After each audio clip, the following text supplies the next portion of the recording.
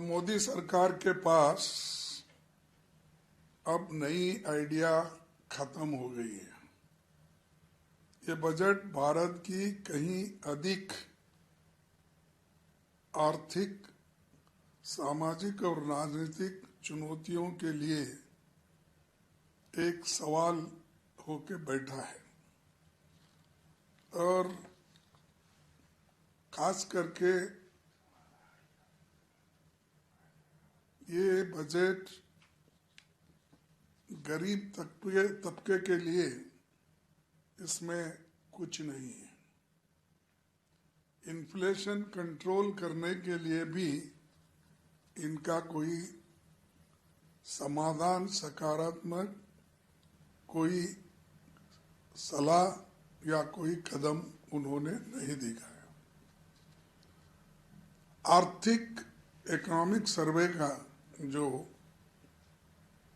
ये दिखाता है कि व्यापार में अनिश्चितता भारत के लिए एक प्रमुख चुनौती बताता है, लेकिन बजट मुश्किल से इस समस्या को स्वीकार करता है।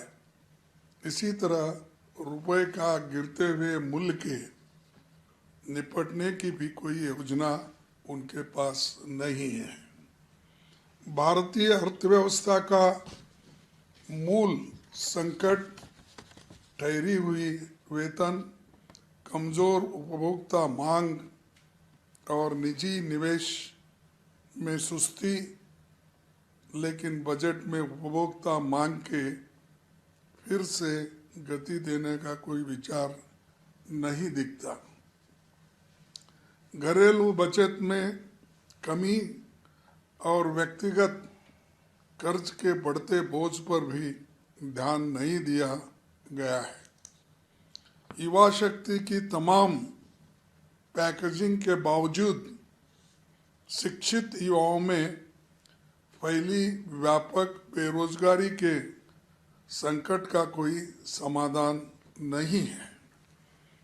वित्त आयोग का सिफारिश का अभी और अध्ययन करना होगा, लेकिन वे गंभीर वित्तीय दबाव में चल रही राज्य सरकारों को कोई राहत देती नहीं दिख रही है।